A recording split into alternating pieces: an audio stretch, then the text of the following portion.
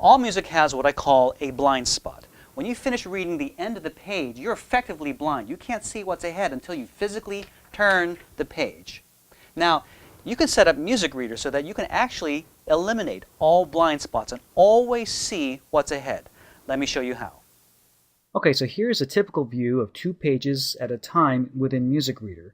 If I advance the page, it turns as traditional paper music does. You go to the very end of the page, the second page, and then, of course, you have that blind spot to get to the beginning of the next page. All right? So if I want to set up so that I can always see what's ahead, I'm going to go over to the top menu bar over here, choose the page icon, click on it, and then I'm going to select half page and watch what happens. Okay? Now instead of turning 2 pages all at once, effectively giving me a blind spot at the end here, I'm going to go ahead and advance the page, and now you can see I can see the end of this area and then be looking ahead to this area over here. Pretty cool. Advance the page again, and then the rest of the other side comes up as well. Let's do that again. Here's the end of this page. So anytime as soon as I finish playing on this page and start advancing over here, I can start turning the page at any time, and I'm always going to be able to see ahead what's coming up next. Pretty cool, isn't it? Now, I'm going to show you how this looks in portrait view as well.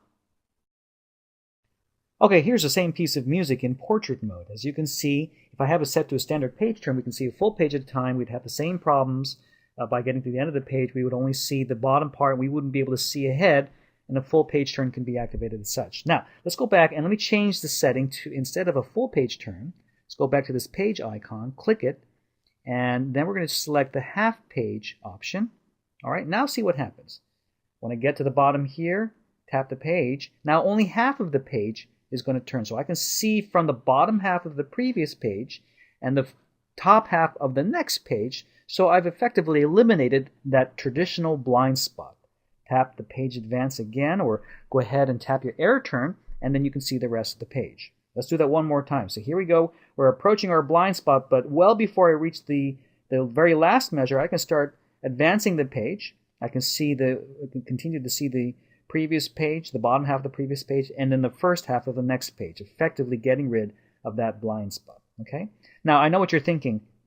It's kind of a pain to have to turn the page 2 times, especially if you're only looking at a page at a time. Let me show you one more setting real quick.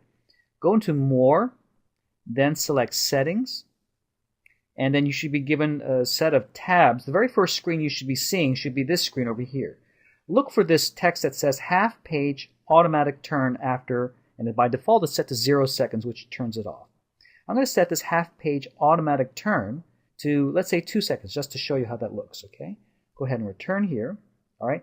Now what I'm going to do is I'm going to go ahead and advance the page, use my AirTurn, or I can tap the page, and then after 2 seconds, I'm not doing anything, it'll automatically finish turning the page for me.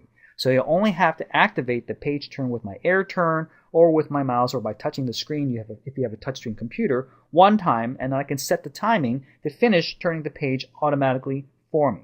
That's 2 seconds later, it'll automatically turn. And as you can see, you can adjust that setting to turn the pages a little bit slower if you like. You can have it wait as long as 14 seconds in this case.